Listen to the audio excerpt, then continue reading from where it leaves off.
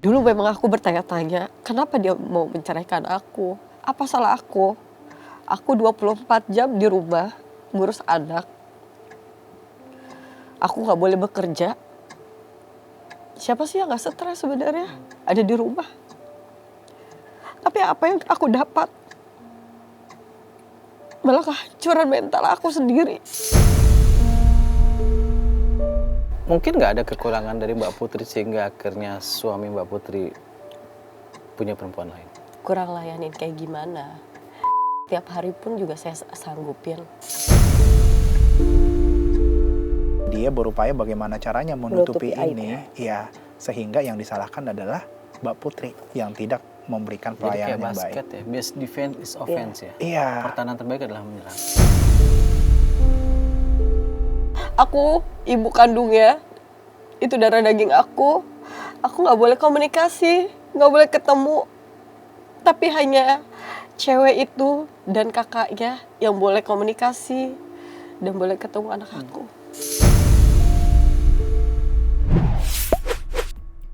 Oke, Cumi Lovers, kita masih ramai membicarakan soal kabar perselingkuhan RK dan LM.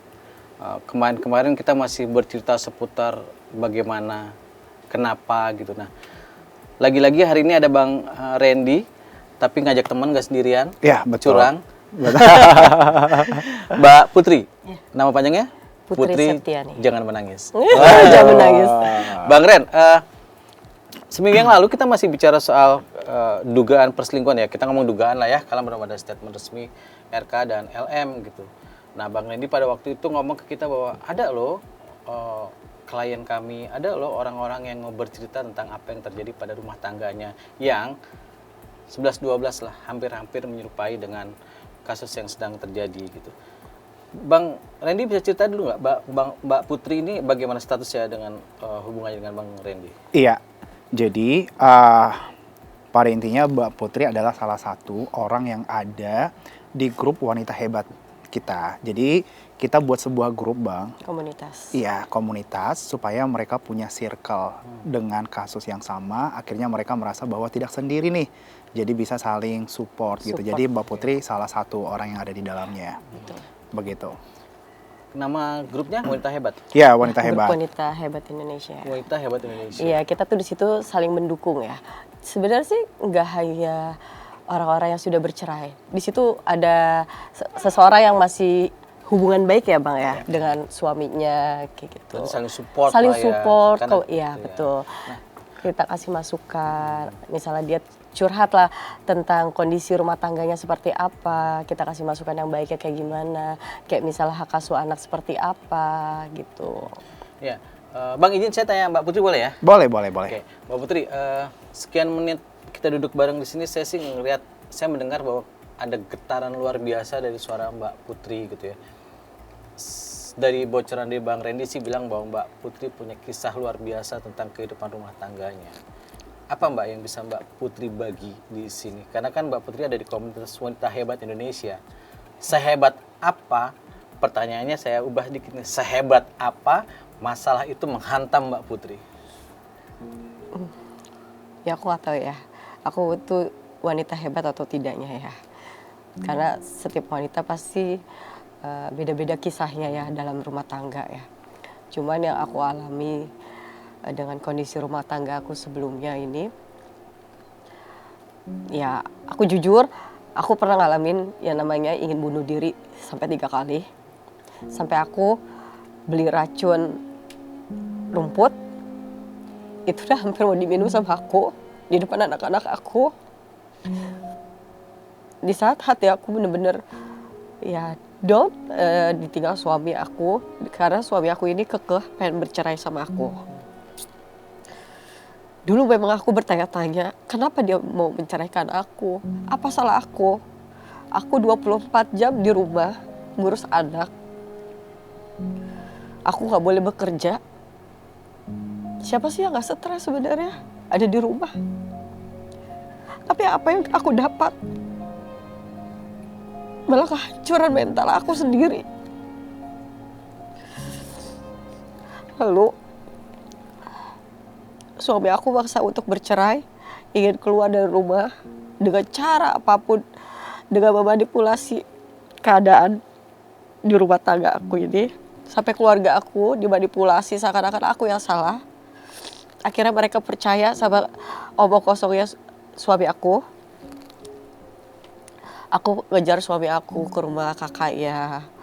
Terus aku nengokin anak aku di rumah kakaknya. Tapi yang aku dapat di sana, aku hanya dapat siksaan KDRT dari suami aku. Aku pernah disiram bensin. Aku pernah dibakar hidup-hidup sama suami aku sendiri di depan anak-anak aku. Anak aku itu cuma nangis, berteriak, tapi suami aku tetap mukulin aku, tetap ngadu api. Pakai apa ya? Aku udah kayak buat bakar itu. Aku lupa itu apa ya. Alat untuk menyalakan api. Iya, alat untuk menyalakan api. Tapi dia nggak peduli sama keadaan itu semua. Dia nggak peduli di situ anak-anak aku nangis, jerit seperti apa. Di situ aku nggak pegang uang. Aku cuma pegang uang beberapa puluh ribu aja. Karena memang suami aku tidak menyisihkan uang untuk aku sama anak-anak aku yang banyak. Lalu aku setelah habis disiksa sama mantan suami aku itu, aku lapor ke Polsek. Dari Polsek aku ditolak, disuruh ke Polres. Setelah dari Polres, saya divisum. Saya di situ dibantu sama pihak kepolisian. Ya alhamdulillah di sana saya dibantu, ada orang baik lah gitu ya. Padahal saya belum megang uang dulu ya kan. Dari situ saya visum, saya melaporkan suami saya. Setelah saya dipanggil sama penyidik ya, saya dikasih masukan, dikasih arahan. Ya saya mikir lagi dong, kasihan lah ini suami bapak dari anak-anak saya lah gitu. Saya nggak mau perang berlarut-larut gitu. Tapi kayaknya suami saya itu kayak nggak ada empati ya untuk aku dan anak-anak aku gitu. Singkat cerita, saya makin penasaran kenapa sih kok lu jahat banget sama gue sama anak-anak gitu. Ternyata di balik itu semua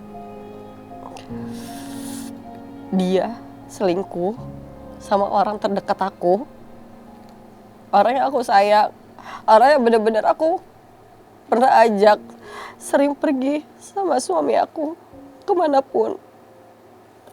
Kalau ke mall atau kemana nginep, aku inget dia. Aku selalu ajak dia. Tapi ternyata suami aku, dia. Selama 3 tahun dia selingkuh. Aku gak ngerti ya. Dia ini dari pihak korban bilangnya tapi dari pihak suami, dia buka suara sama seseorang, dia ngakunya mau melakukan. Saya jadi bingung sendiri.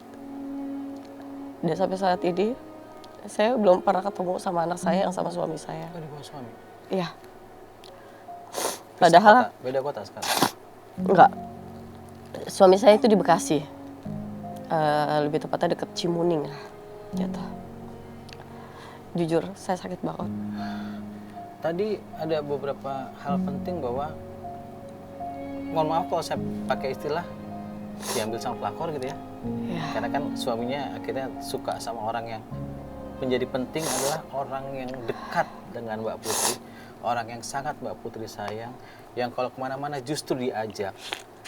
Saya selalu ingat dia. Mungkin nggak kejadian itu secara tiba-tiba atau Mbak Putri ngelihat ada gejala-gejala sebelumnya? Ya, apa ya? Saya sempat curiga. Awalnya tuh ada pertanyaan, emang bener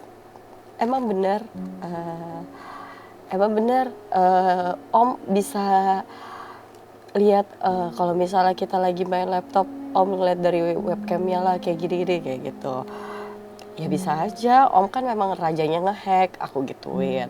Om kan memang pinter ngehack ya, karena kan mantan suami aku itu seorang IT, ya kan, penulis juga di gitu. Akun Instagram aku pun dihack sama beliau. Semua media sosial aku dihack sama beliau. Sampai saat ini masih beroperasi dia, masih gunakan. Nah, mereka menikah nggak sekarang? Enggak, justru di saat Ini lucu buat aku ya. Kalau memang dia merasa bersalah ya, kalau memang dia punya hati nurani punya hati nurani sebagai laki-laki, di saat gencar-gencarnya itu saya belum ikrar talak, Pak. Di saat gencar-gencar saya dapat info dari salah satu teman saya, itu dia gabung di grupnya Abang juga, di grup Wanita Hebat. Kalau suami saya lagi check-in sama mantan pacarnya, dia ngajak anak saya. Itu anak saya masih umur 6 tahun. Dia check-in sama anak saya, itu yang gak bisa saya pikir. Kenapa kok lu jahat banget sih ngajak anak saya gitu loh. Jadi kemana-mana bawa anak saya. Sampai orang tersebut pun yang satu hotel, aku pikir itu anaknya gitu. Karena mereka cuek sama anak kamu gitu kan. Sedih, mungkin aku sedih banget dengar cerita kabar itu. Siapa sih yang aku ibu kandungnya, itu darah daging aku nggak boleh komunikasi, nggak boleh ketemu, tapi hanya cewek itu dan kakaknya yang boleh komunikasi dan boleh ketemu anak aku. Mbak Putri, mohon maaf. Sekarang saya coba bertanya dari sisi laki-laki ya. Ya. Sorry nih Bang Randy, aku harus tanya. Mungkin nggak ada kekurangan dari Mbak Putri sehingga akhirnya suami Mbak Putri punya perempuan lain? Kalau ditanyain kekurangan, jujur saya tuh paling sakit kalau kita cerita dengan orang lain. Karena dari beberapa orang yang tahu dengan suami saya selingkuh, jawabannya mereka, mungkin kurang kali melayani ya gitu. Saya bilang, kurang layanin kayak gimana? Seks setiap hari pun juga saya sanggupin. Keadaan suami saya stres dalam pekerjaan, dalam keekonomian, itu saya lawan dengan seks. Setelah seks, dia baru bisa lebih Lega fresh, gitu. lebih lega, baru semangat kerja ya. Kalau nggak percaya boleh tanyalah ke mantan suami saya itu. Gimana saya melayani dia ketika dia lagi pikirannya hancur. Pasti saya langsung ajak ke seks. Tanpa saya memikirkan kondisi saya di saat itu, saya sakit hati atau kayak gimana, dia nggak pernah mikirin. Karena Mbak Putri mengenal betul bahwa jalan keluar buat suami Mbak Putri adalah seks. seks. Ya, betul.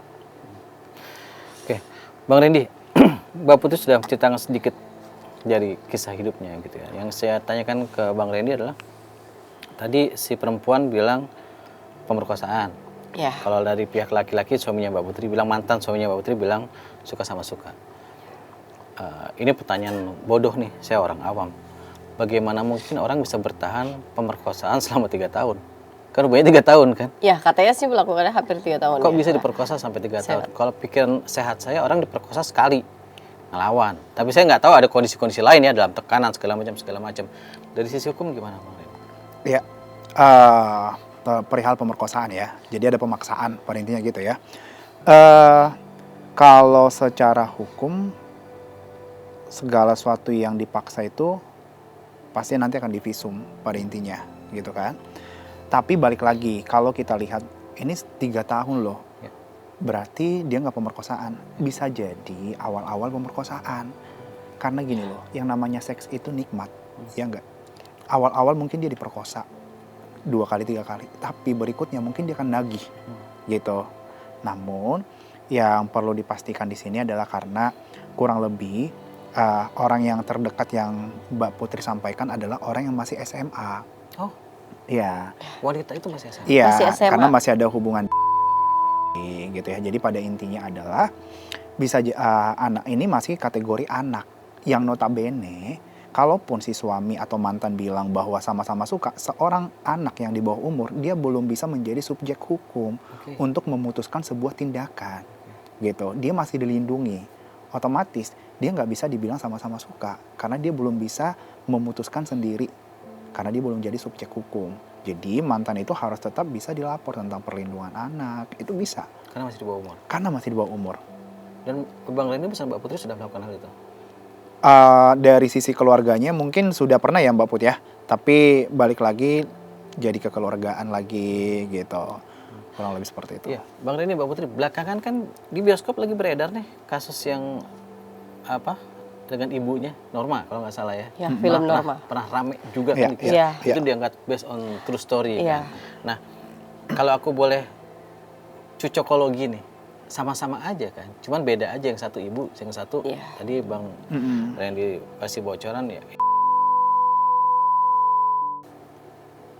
Apa sih Bang yang terjadi sebenarnya dalam hal seperti ini? Kok orang dekat itu justru yang merusak rumah tangga yang sudah baik-baik saja? Iya, jadi gini sih, mungkin saya bukan berandai-andai ya, tapi seperti yang saya sampaikan bahwa banyak kisah yang diceritakan di grup kita, apa aja yang terjadi. Untuk yang abang sampaikan terakhir, mertua dengan menantu itu pun ada gitu. Jadi sebenarnya dibilang, oh mungkin kesempatan kali. Bukan karena kesempatan sih, menurut saya karena keputusan ya. Keputusan dia untuk mau terikat. Kalaupun ada kesempatan tapi dia nggak memutuskan ke arah ke sana, mungkin nggak akan terjadi. Ya karena saya juga tadi baru mau tanya ke Mbak Putri, kemana-mana diajak, jalan-jalan keajak, di mall diajak gitu kan. Ya, karena Mungkin kita- karena tadi ada banyak kesempatan untuk dekat gitu, bisa jadi kan Mbak Putri kayak gitu ya. Iya, jadi gini, Bang, kalau menurut saya ya, namanya pasti yang istri ya tulus-tulus aja. Iya, nggak ada Ini pikiran masih negatif. SMA dan dia adalah yang Sama mungkin sekali nggak nyangka. iya dan memang gitu oke. dipercayakan oleh keluarganya untuk tinggal karena masih sekolah gitu kan. Ya polos-polos aja. Nah, yang disalahkan di sini bukan kesempatannya, Bang. Makanya saya bilang tadi bukan kesempatannya, tapi keputusan mereka berdua yang disalahkan. Kenapa sampai akhirnya mereka mau melakukan hal yang tidak benar itu? Berikutnya adalah kenapa dia sampai sesangar itu Mbak, mencoba membakar, terus tadi cerita di bawah ada bekas jahitan di, ya, di ujung hidungnya jahitannya. Kenapa sampai sekasar itu akhirnya? Dia melakukan, dia itu jadi gini, ini lucu sebenarnya. Ketika saya lagi sidang pengadilan, dia itu seperti kucing. Masih mau dilus-lus, dibelai-belai sama saya. Tenang, gitu. gitu. Tenang. Tapi ketika saya mendekati dia, itu ada kakaknya, itu menjadi arogan, sangar. Percobaan saya menyebutnya percobaan pembakaran kali ya. Ini ada apa pasalnya? Jadi ada pasti. Dari pembakaran kan bisa kematian toh. Oke. Berarti kan percobaan pembunuhan juga bisa jadi. Di samping penganiayaan, pembunuhan juga bisa jadi gitu. Pasti ada pasalnya gitu. Namun namanya percobaan itu dikurang sepertiga dari hukuman normal gitu. Kurang lebih. Nah, mungkin karena Mbak Putri lagi kurang oke ya fisiknya. Jadi pada intinya sih cikal bakal kenapa dia sampai mau dibakar gitu ya. Ininya juga sampai dioperasi. Karena menutupi kesalahan dia terkait hubungan gelapnya dengan Si perempuan. ya yang anak Perempuan SMA itu, tadi anak SMA. gitu. Jadi di sini adalah namanya playing victim Oke. gitu. Dia berupaya bagaimana caranya menutupi Menutupi ini ya sehingga yang disalahkan adalah Mbak Putri yang tidak memberikan Jadi kayak pelayanan yang baik. basket ya, best defense is offense ya. Iya, Pertahanan terbaik adalah menyerang. betul, Ini kurang yang lebih seperti itu. dilakukan. Iya. Separah apa Mbak? Waktu itu ini mohon maaf kalau lihat di wajah nggak ada bekas bakaran. Ini aja sebagai, enggak, dia saya nggak ngerti ya. Emang mungkin Tuhan masih melindungi saya. Jujur itu api udah bener-bener di sini saya. Tapi itu nggak nyamber. Jadi kalau bensin itu dari mana asal ya? Skuter itu loh, ya. Skuter itu dituang sama dia bensinnya di ember, diguyur. Ke badan Mbak Putri. Ya, di depan anak-anak saya. Anaknya waktu itu umur 5 tahun ya berarti ya, 5 tahun, 7 tahun, karena anak saya beda 3 tahun semua, dan 1 tahun, 1 tahun ya berarti ya, ya. saya bisa kebayang suasananya saat itu semua orang pasti menjerit, menangis melihat ibunya disiram bensin dan Ya. bukan siap, meleset sedikit aja kebakar gitu ya. Ya. Bang Ren, Saya jadi ngeri nih. Jadi memanipulasi, dia Iya. itu pintar. Terlalu licik sih menurut aku. Licik benar. Semenakutkan inikah apa yang dilakukan oleh pelakor, Bang? Dari komunitas yang Bang Randy bersama teman-teman Indonesia Hebat, semenakutkan inikah yang terjadi? Karena gini bang, yang namanya pelakor dia udah siap dengan segala konsekuensi, ya pasti. Sedangkan istri sah dan anak-anak belum tentu siap lahir batin dengan segala konsekuensi. Karena bayangan mereka adalah hidup bahagia kan? Betul. Dan karena si suami saking ingin menutupi segala hal, maka yang dikorbankan adalah anak dan istrinya. Begitu, kurang lebih bang. Hubungannya dengan Mbak Putri baik-baik aja pada saat mereka ada hubungan di belakang Mbak Putri. Iya. Seolah tidak terjadi apa-apa. Ketika suami saya udah keluar dari rumah, barulah kenapa lu baru ibarat katanya tuh saya kok jadi bertanya-tanya kenapa harus bisa mengungkapkan di saat dia udah pergi jauh, ibarat kata saya kayak gitu. Kenapa nggak awal-awal? Kalaupun memang itu ada ancaman, lo kan tinggal, ya maksudnya ya kalian kan punya keluarga, gitu. Kita udah punya keluarga masing-masing. Itu saya yakin kalau suami saya masih tinggal bareng dengan saya, suami saya udah habis. Udah habis, saya yakin. Makanya dia memaksa saya untuk bercerai. Dan bahkan dia tinggal sama kakaknya. Sekarang udah pisah sama kakaknya, dia ngontrak di dekat rumah kakaknya, tapi saya nggak tahu ada di mana. Tapi dia bilang ke orang-orang dia tinggal di rumah kakaknya. Anak-anak ikut suami. Anak saya satu sama suami saya dan itu belum ketemu sama saya. Yang umur berapa tahun, Mbak? Yang umur baru ulang tahun kemarin 19 Maret. Dia baru ulang tahun 7 tahun. Tahun ini dia mau masuk SD. Mungkin di luar sana ada yang melihat anak saya. Siapa namanya? Namanya Abrian Erlang Kristianto. Dia baru mau masuk SD. Saya yakin dia akan disekolahin di daerah Bekasi. Saya gak memaksa dia untuk tinggal sama saya ya. Saya cuma mau tolong sampaikan. Saya kangen. Kakak-kakaknya juga kangen. Janganlah kalian pisahkan adik kakak beradik ini. Dia masih kecil.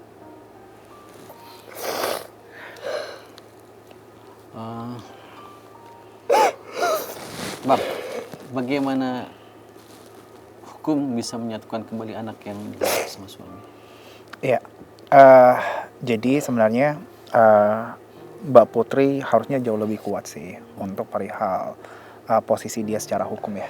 Karena hak asuh anak itu jatuh ke Mbak Putri gitu. Sekarang dari putusan Mahkamah Konstitusi, seorang ayah yang membawa paksa sedangkan hak asuh anak jatuh ke ibu itu bisa dilapor pasal 330 KUH pidana. Putusan pengadilan jatuh ke Mbak Putri pasti kan? Ke Mbak Putri gitu. Nah hanya saja mungkin Mbak Putri, kemarin sih saya udah sampaikan itu bisa dilapor polisi, tapi mungkin dia masih menyiapkan hati segala hal gitu dan dia masih melakukan yang namanya pendekatan gitu. Itu bisa, itu udah kuat kok sebenarnya gitu.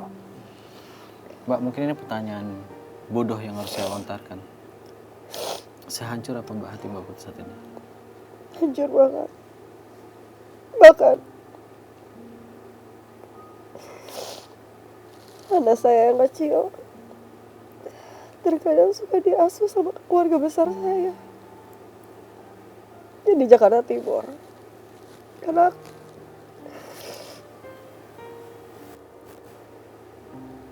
anak saya yang usia 3 tahun terkadang suka diasuh sama keluarga besar saya. Keluarga besar saya belum punya momongan. Di saat di rumah orang tua saya kacau, saya membawa anak saya ke sana. Saya meminta bantuan ke keluarga besar saya.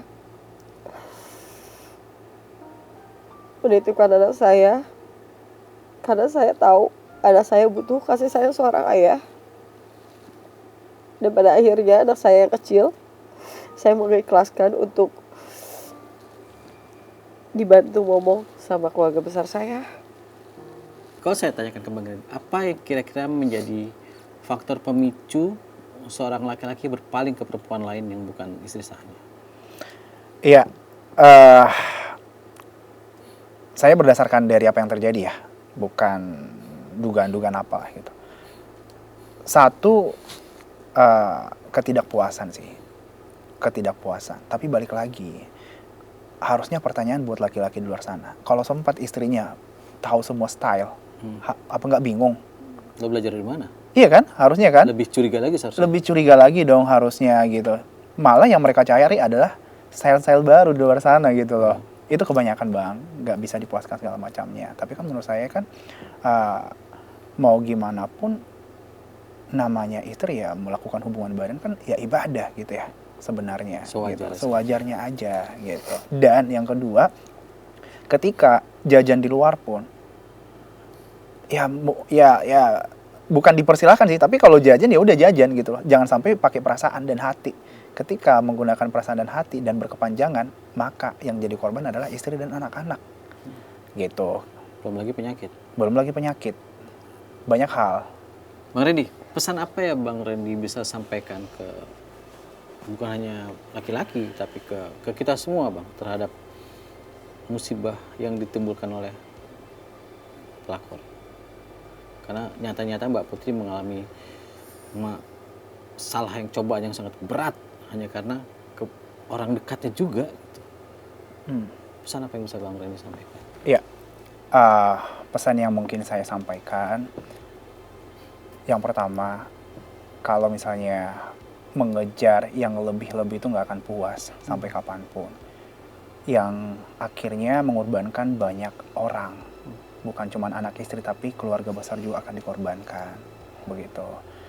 Jadi buat semua mungkin pasangan suami istri di sana, balik lagi ya, ketika misalnya ada kurang puas apapun, komunikasikan aja. Itu sih yang terpenting menurut saya ya. Jadi balik lagi, yang namanya pelakor yang tadi itu semua hal sudah terpola ya, sudah terstruktur. Dan seperti yang kemarin kita bilang, ya kalau misalnya nggak istrimu yang cerai ya karirmu yang cerai gitu, akan balik-balik ke sana bang. Mbak Putri yang mau disampaikan buat anaknya mungkin mau ketemu? Buat Abrian Erlang Kristianto, mama saya, mama rindu. Kakak-kakak kamu juga kangen nak. Mama di sini bukan tidak ingin nyamperin kamu ke Bekasi, tapi mama mencegah untuk keributan nak. Mama sayang. Cuma papa kamu ya aja yang larang mama untuk komunikasi. Bahkan di saat mama lagi mencari kamu, ayah kamu hanya bilang ke papi, jangan mengganggu-ganggu kamu di sekolah. Padahal mama belum datengin kamu ke sekolah.